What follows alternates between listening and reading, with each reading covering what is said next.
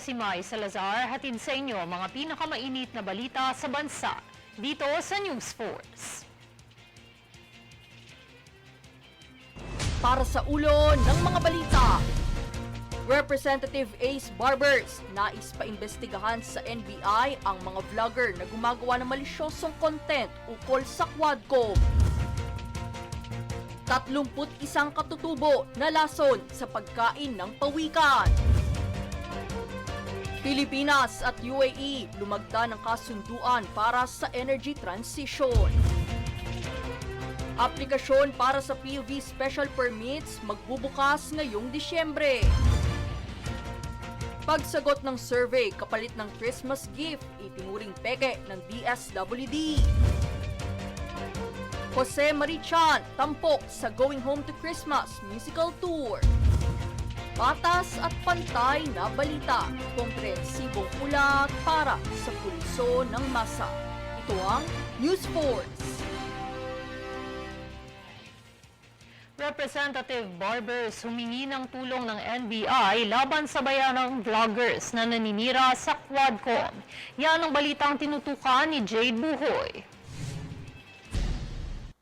Nanawagan si Surigao del Norte Representative Robert Ace Barber sa National Bureau of Investigation NBI na imbestigahan at sampahan ng kaso ang mga vloggers na umano'y bayaran ng illegal drugs at POGO operators para siraan ang Quad Committee o Quadcom at mga miyembro nito. Ayon kay Barbers, nagdudulot ng kalituhan at kawalan ng tiwala sa publiko ang mga maling impormasyon at paninira ng mga vloggers na ito laban sa mga opisyal ng Quadcom. Bunsod dito, inilapit na rin ni Barber sa NBI Chief Jaime Santiago ang pagsuri sa mga digital evidences mula sa mga malisyosong content ng vlog na may kaugnayan sa mga alegasyong idinadawit siya at ang kanyang kapatid na si Governor Lyndon Barbers sa illegal drugs. Kasabay nito ay pinapanawagan ni Barbers ang agarang pagsampa ng mga kasong kriminal tulad ng libel, sedition at conspiracy to commit sedition alinsunod sa Cybercrime Prevention Act of 2012. Paglilinaw niya na bukas ang Quadcom sa kritisismo ngunit hindi papayagan ang mga sinasadyang pagpapakalat ng kasinungalingan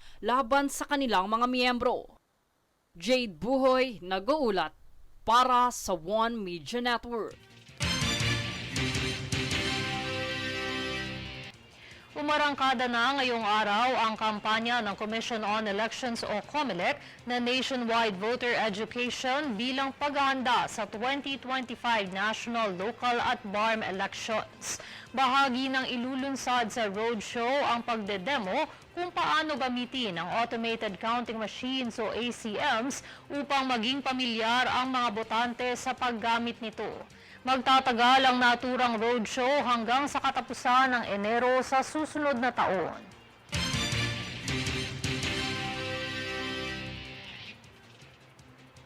Nasa 31 ang katutubong Teduray ang nagkasakit habang 3 naman ang nasawi sa pagkain ng karne ng pawikan sa Barangay Linao, Datu Blasinsuat sa Maguindanao del Norte nitong nagdaang Biyernes. Ilan sa mga na-food poison ay nakakonfine sa ospital matapos makaranas ng pagsusuka at pananakit ng tiyan matapos kainin ang nilutong karne ng sea turtle. Ayon kay Datu Blasinsuat Mayor Marshall Sinsuat, mahigpit nang ipinagbabawal ang paghuli ng mga pawikan bilang pagkain. Nagpaabot na rin naman ang kinauukulan ng tulong para sa mga naiwang pamilya ng 3 nasawi sa food poison.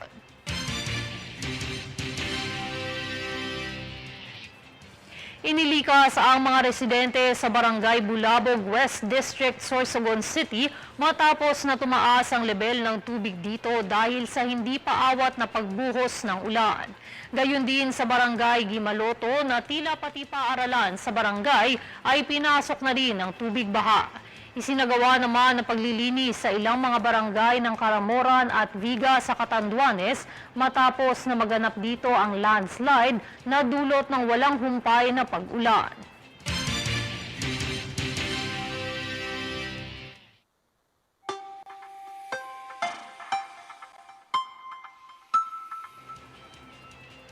Sa ating ulat panahon, shear line ang dahilan ng mga pag-ulan sa ilang bahagi ng Timog Luzon, habang amihan naman ang nakakaapekto sa natitirang Luzon. Maulap na kalangitan na may kalat-kalat na mga pag-ulan at ilang mga pagkidlat-pagkulog ang asahan sa Metro Manila, Mimaropa, Calabarzon, Bicol Region, Eastern Visayas, Western Visayas, Isabela, Quirino, Aurora, Nueva Ecija at Bulacan. Amihan naman ang makakaapekto sa natitirang bahagi ng Cagayan Valley, Cordillera Administrative Region at Ilocos Region at natitirang bahagi ng Central Luzon.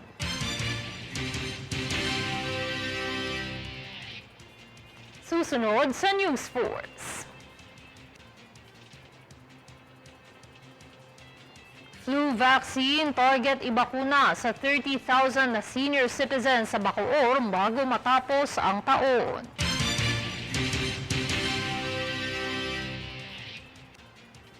Undetectable equals untransmittable campaign, opisyal nang inilunsad sa paggunita ng 2024 Philippine World AIDS Day.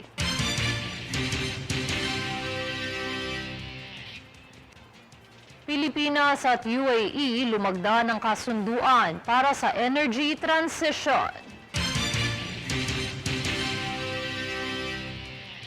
Manatiling nakatutok para sa higit pa mga balita sa pagbabalik ng News 4.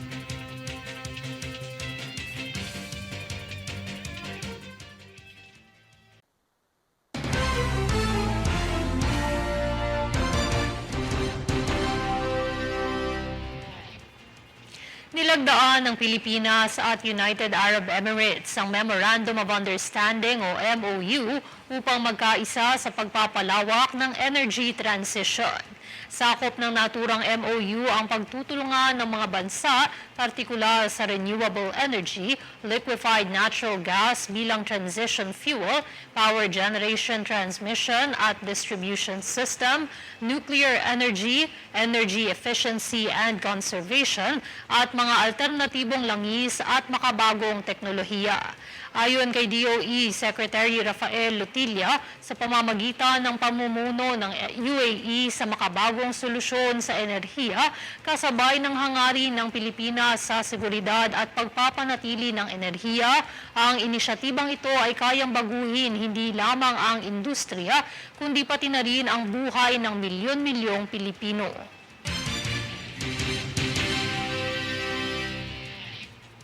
Inilunsad ng Department of Health o DOH at Philippine Cancer Center o PCC ang National Cancer Research Agenda 2024 to 2028 na may layong tiyakin na mabigyan ng pinakamahusay na posibleng suporta ang mga Pilipinong apektado ng cancer sa loob ng 5 taon. Layunin ng inisyatibang ito na gawing abot kaya at mas epektibo ang paggagamot, lalo na sa mga pasyenteng naghihirap at nawalan na ng pag-asang mabigyan ng lunas. Saklaw rin ng planong ito ang mas mapabuti ang paggamot sa cancer, patibayin ang healthcare, pag-iwas at maagang pagtuklas sa sakit, malalim na pag-unawa sa karamdaman, pagbibigay ng pangkalahatang pangangalaga kasabay ang kapakanan ng pasyente at pagtutuklas ng bagong lunas. Sa paggunita ng 2024 Philippine World AIDS Day, opisyal nang inilunsad ng Department of Health at Philippine National AIDS Council ang Undetectable Equals Untransmittable campaign upang labanan ang HIV o AIDS stigma at epektibong magbigay kaalaman sa publiko ukol dito. Sa naganap na kampanya, inaabisuhan ng publiko na regular na magpa-test sa mga pasilidad. Kasali rin dito ang panawagan na pagsunod sa paggamot sakaling masuri na nagpositibo sa HIV at ang pag-practice ng safe sex upang makaiwas na magkaroon ng HIV.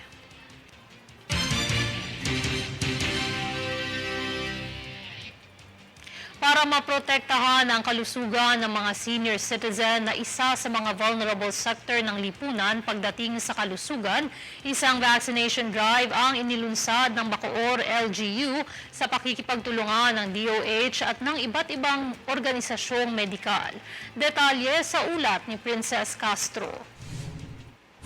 Target mabakunahan ng flu vaccine ang nasa higit 30,000 senior citizens sa Bacoor, Cavite bago matapos ang taon. Ayon kay Bacoor City Mayor Strike Revilla, dahil sa ang mga senior citizen ay nakararanas na ng panghihina ng katawan dahil sa katandaan, sila ay prone na rin sa mga sakit. Kaya naman upang sila ay mabigyan ng proteksyon, mahalagaan niya na iprioridad sila sa pagbabakuna ng flu vaccine. Sa pakikipagtulungan ng Department of Health, Philippine Foundation for Vaccination at iba bang organisasyon na isa katuparan ng vaccination drive. Sa isang pahayag, higit na ipinaliwanag ni Dr. Maria Rosario Capeding ang kahalagahan ng pagbabakuna sa mga senior. Yung talagang humihina, no, na talagang ka sa mga sakit. So, ang vaccine, it protects against flu, specifically itong flu and other complications. It protect also against mga complication ng mga sakit na common sa mga age ng seniors, sa mga senior citizens. So, nakakatulong kasi just imagine kung madaming senior citizens ang susceptible sa flu, makakasigit, and with all those complications, talagang burden yan ng healthcare system ng isang community. Bukod sa bakuna ay naghandog din ng ilang programa ang pamahalaan sa mga panauhin gaya ng Zumba dance na mismong mga senior citizens din ang bida sa kaganapan. Ang naturang Zumba ay layuning hikayatin at isulong ang pagkakaroon ng malusog na pangangatawan na bukod sa pagkain ng masustansyang pagkain, ito ay may sasakatuparan din sa pamamagitan ng pag-ehersisyo. Para naman sa pagbubukas ng vaccine drive nitong nagdaang linggo ay nahigitan ng mga taga-Bacoor ang bilang ng target na dumalo sa kaganapan. Sa kabila nito ay tiniyak naman ng lokal na pamahalaan na sapat ang bilang ng mga bakuna para sa mga dumating para sa kanilang matapat at mabilis na serbisyo publiko. Para naman sa mga eligible bedridden senior citizen na hindi na kayang pumunta ng personal sa vaccination site, sila ay pupuntahan mismo ng medical staff sa bahay basta't makipag-ugnayan lamang sa kanilang tanggapan. Samantala ayon kay Revilla, malaking tulong ang pakikipag-ugnayang ito ng mga organisasyon at kagawaran buhat na rin ng kakulangan sa pondo ng LGU. One thing na talagang kailangan natin ang partnership with the private and government. Kaya nga ito, tripartite ito, siyempre local government, national, and private. So yan po kailangan talaga. Alam natin na yung pondo natin hindi rin sapat. Lalo kami, kung sa national hindi, lalo na ang local. Sa dami ng mga programa natin, hindi lang sa senior citizen, di ba? So napakarami nating programa na kailangan din i-maintain natin para sa nasasakupan natin. Kaya't panawagan ng alkalde na sana ay madagdagan ng pondo para sa pagbabakuna para mas marami pa ang mga senior citizen na mabakunahan sa hinaharap. Princess Castro nag-uulat para sa One Media Network. Inaasahang mas maraming manggagawa sa micro at small enterprises ang makikinabang sa ayuda sa Kapos ang Kita Program o AKAP ng gobyerno sa mga darating na buwan ayon kay Representative Marvin Rillo ng Quezon City. Sa ilalim ng programang pinapangasiwaan ng DSWD, maaaring makatanggap ng 1,000 pesos hanggang 10,000 pesos na tulong pinansyal ang mga kwalipikadong benepisyaryo depende sa uri ng tulong na kinakailangan. May 26.7 bilyon pesos na pondo ang AKAP sa 2024 General Appropriations Law at itinaas ito sa 39.8 billion pesos para sa 2025 na magbibigay ng mas malawak na saklaw ng ayuda sa mga pamilyang hirap makaraos sa tumataas na gasto sa buhay.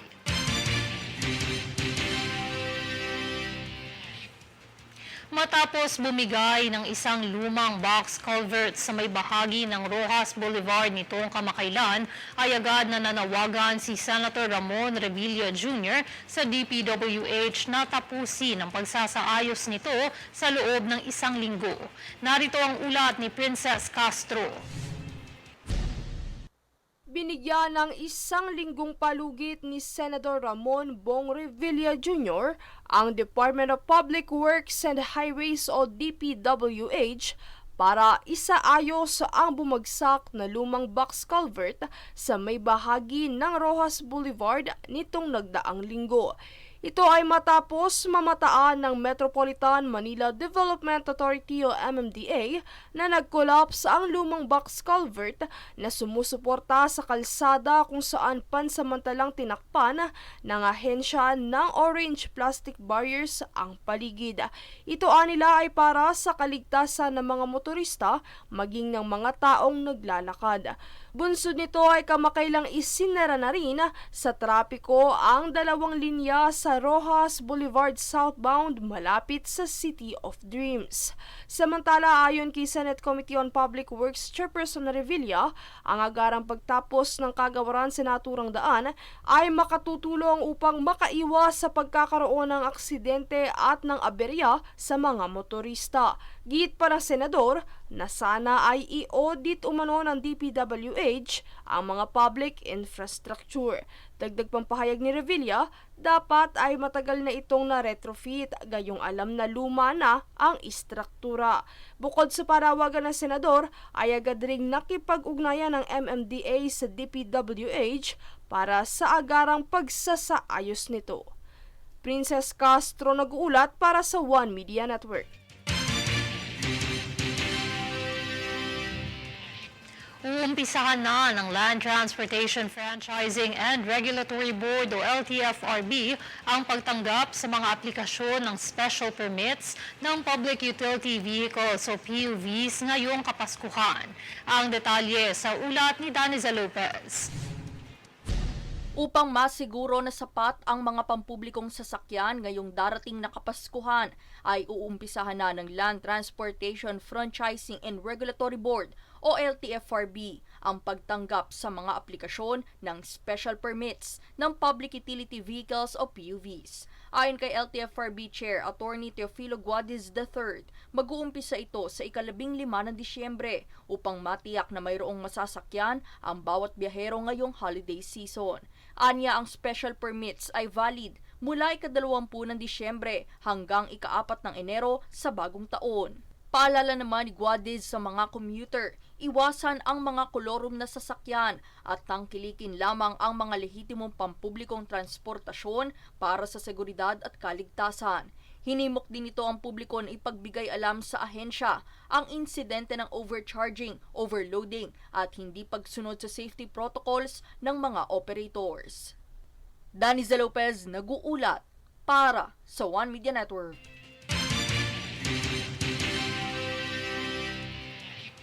Dahil Christmas season at papalapit na ang bagong taon, ay inumpisahan na ng Bureau of Fire Protection o BFP ang pagpapaalala sa publiko ukol sa paputok. Isinagawa nito ang motorcade sa lungsod ng Pasig at nag-ikot sa mga lansangan para sa kampanyang Iwas Paputok.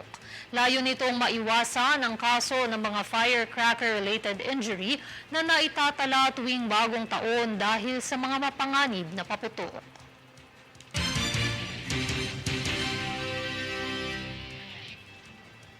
Susunod sa News Force. Pasay City Mayor Emmy Calixto Rubiano nakipag-ugnayan sa Indonesian government. International investment at job opportunities hatid sa bansa.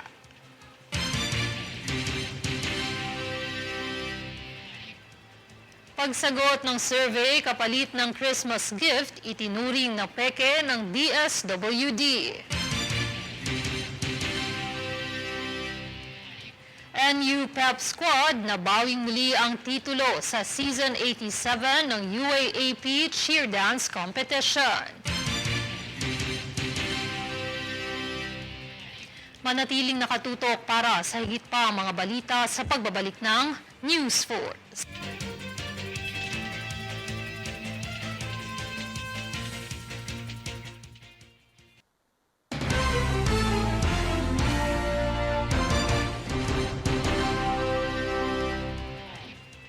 Huwag palinlang sa mga kumakalat na survey links para sa Christmas gifts dahil ayon sa Department of Social Welfare and Development o DSWD, ito ay kumpirmadong peke. Alamin yan kay Daniza Lopez. Binalaan ng Department of Social Welfare and Development o DSWD ang publiko sa isa na namang patibong na nangyayari online. Ito ay muling pagkalat ng survey links na ginagamit ang pangalan ng kagawaran, ngunit sa ngayon ay mayroon na itong pabuya na 7,000 piso. Paglilinaw ng DSWD, walang alok ang departamento ng Christmas gifts kapalit ng pagsagot sa mga survey na nagaganap online. Anya maaaring scam ito at posibleng makuha pa ang personal na impormasyon ng biktima dahil hindi lehitimo ang mga link.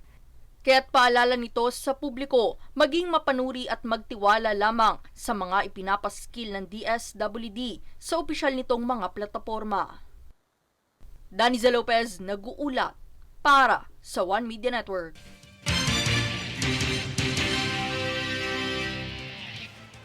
Bunsod ng layuning karagdagang trabaho sa mga manggagawa, ang Pasay City at Indonesia lumagda sa kasunduan para sa 6% pagtaas ng GDP. Yan ang balitang hatid ni Jade Buhoy.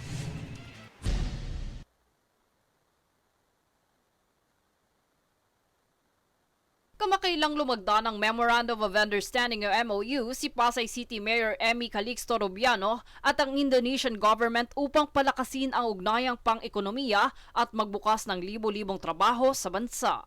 Ang nasabing kasunduan ay naglalaman ng multi-million-dollar investment mula sa komunidad ng mga negosyong Indonesian na inaasahang magbibigay ng malaking ambag sa paglago ng ekonomiya ng bansa. Ayon pa kay Mayor Emmy, inaasahang magdulot ang proyektong ito ng 6% pagtaas sa gross domestic product ng Pilipinas kasabay ang pagpapalakas sa lokal na ekonomiya ng Pasay City. At pag gumaganda ang ekonomiya, mas-sustain po natin, mas marami tayong magagawang programa at proyekto para sa aking minamahal at taga-Pasay.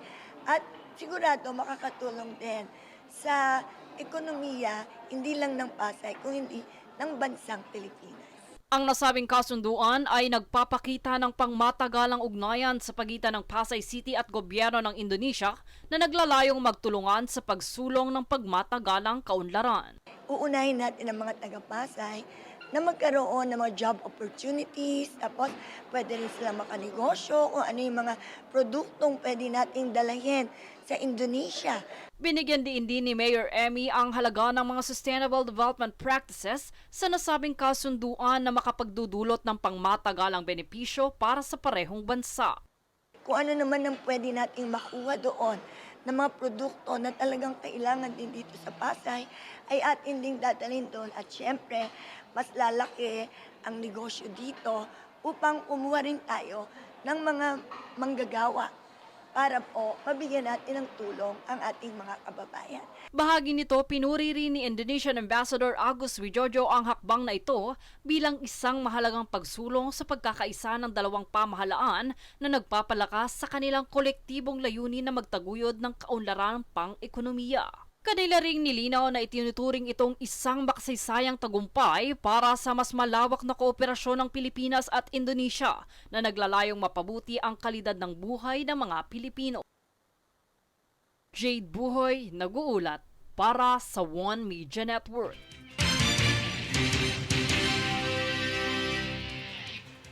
Higit 3,000 residente ng Ilocos Norte ang nakatanggap ng serbisyo medikal at ilang essential aid nitong Biyernes at Sabado mula sa Bawat Buhay Mahalaga Serbisyo Caravan ng Philippine Amusement and Gaming Corporation o PAGCOR. Ang 2 araw na outreach event na ito ay nag-aalok ng libreng medical na konsultasyon at serbisyo, mga gamot, pati na rin ang mga food packs at iba pang mahalagang serbisyo at tulong sa komunidad. Bukod dito ay naghandog din ng 50 milyong halaga ng donasyon ng PAGCOR sa lalawigan para sa mga bisikleta para sa barangay bike patrol, go bags na nilagyan ng mga first aid kit, wheelchairs, walking cane, cot bed at reading glasses.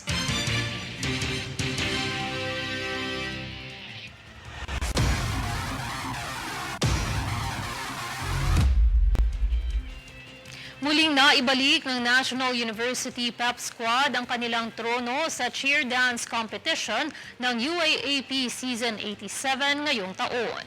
Ang Outer Space theme performance na nag-uwi ng kampyonato para sa NU Bulldogs ay kanilang ipinamalas nitong linggo sa Mall of Asia Arena sa Pasay City. Samantala, pumangalawa naman sa NU ang Adamson University na may karaoke medley-inspired performance. Habang bigong mapanatili ng FEU cheering squad sa kanilang Disney Frozen theme ang defending champion na nagtapos sa ikatlong podium spot ngayong season.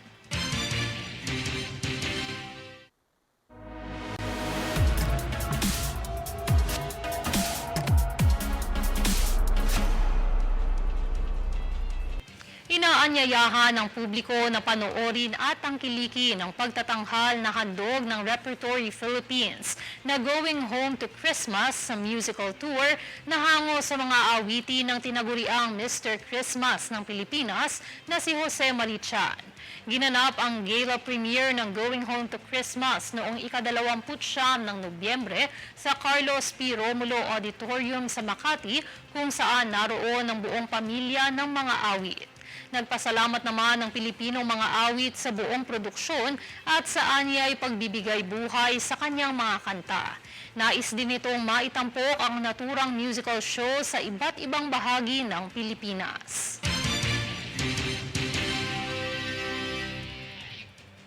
At narito ang recap ng mga nagbabagang balita ngayon.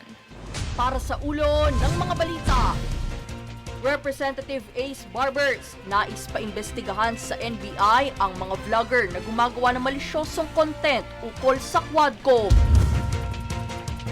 31 katutubo na lason sa pagkain ng pawikan. Pilipinas at UAE lumagda ng kasunduan para sa energy transition. Aplikasyon para sa PUV Special Permits magbubukas ngayong Disyembre. Pagsagot ng survey kapalit ng Christmas gift, itinuring peke ng DSWD.